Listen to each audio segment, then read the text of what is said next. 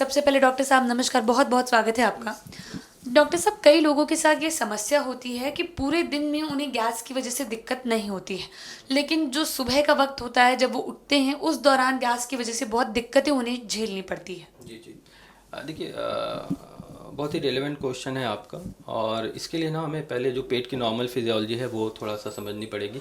और कुछ लोगों में जो आप गैस की समस्या बता रही हैं वो थोड़ा और स्पेसिफिक अगर हम जानना चाहें तो वो एक रिफ्लक्स सिम्टम बताते हैं कि जो पेट की चीज़ें हैं वो ऊपर आती हुई प्रतीत होती हैं उनकी।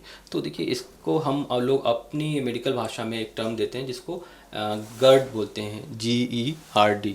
अगर हम फुल फॉर्म करना चाहें तो गैस्ट्रो इसोफेजियल रिफ्लक्स डिजीज़, इसका एक वैज्ञानिक नामकरण आप बोल सकते हैं। गैस्ट्रो इसोफेजियल रिफ्लक्स डिजीज़ के बहुत सारे कारण हो सकते हैं। और जो एक प्रमुख कारण ये होता है कि जो अगर हम एनाटॉमी की बात करें तो जो खाने की नली होती है जिसे फूड पाइप या इसोफेगस कहते हैं, और स्टमक जो पेट कहते हैं, उसके बीच में एक वाल्व या एक दरवाज़ा होता है। कुछ लोगों में ये वाल्व या दरवाज़ा वीक हो जाता है। उसकी वजह से जो भी गैस्ट्रिक कंटेंट जो काफ़ी एसिडिक होता है वो आपको खाने की नली में रिफ्लक्स या उछल जाता है। उसके वजह से लोगों को अर्ली मॉर्निंग सिम्टम होते हैं। आपका ये क्वेश्चन भी रिलेवेंट है कि ये सुबह के समय ही ज़्यादा क्यों होता है। तो देखिए, जब हम रात भर सोए रहते हैं तो फिर उस समय जो हमारे शरीर में जो एसिड की मात्रा होती है वो अर्ली मॉर्निंग काफ़ी ज़्यादा होती है। और कुछ कंडीशन में जो आज हमारी जो लाइफ स्टाइल या जो जीवन शैली हो गई है वो भी उसके लिए काफ़ी हद तक ज़िम्मेदार है। जैसे हम लोग देर रात तक जो सोने की हमारी जो समय सारणी है वो भी काफ़ी चेंज हो गई है।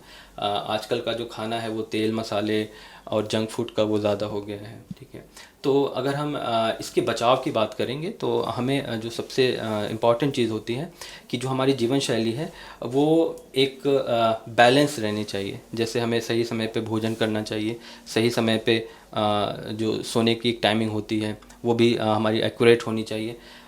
कुछ कुछ देखिए खाद्य पदार्थ होते हैं जो बाय नेचर एसिडिक होते हैं। जैसे जो भी आप साइट्रस फूड लेते हैं, जिस फ्रूट्स में भी रस होता है, नींबू, संतरा, मौसमी, उसका एसिडिक कंटेंट ज़्यादा होता है और उसका सेवन से भी हम लोगों को रिफ्लक्स या जिसको गैस की समस्या बोलते हैं वो ज़्यादा हो सकती है।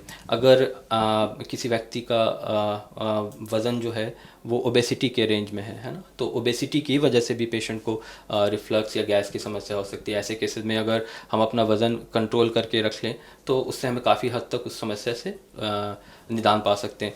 हमारे पास एक कॉमन क्वेश्चन लेके मरीज़ आते हैं कि हमारा डॉक्टर साहब हमारा जो आइडियल वेट है वो कितना होना चाहिए। तो देखिए, उसका एक रफ़ क्राइटेरिया आप ऐसे ले सकते हैं कि आप अपनी हाइट सेंटीमीटर में पता कर लें और उसमें 100 माइनस कर लें। इसे हम एक इंडेक्स, ब्रोका इंडेक्स कहते हैं। तो वो एक हमारा जिसको एवरेज आइडियल वेट हम उसको बोल सकते हैं। उदाहरण के लिए अगर किसी व्यक्ति का जो लंबाई है वो 156 सेंटीमीटर है तो उनका जो आइडियल वेट है वो 56 केजी होना चाहिए। उससे जो भी अतिरिक्त वेट है उनको कम करना चाहिए। सिर्फ वज़न कम करने से ही हम पेट के अलावा दूसरी जो बीमारियां हैं जैसे हाइपरटेंशन, डायबिटीज़, जो हार्ट की बीमारियां हैं, उससे भी काफ़ी हद तक निजात पा सकते हैं।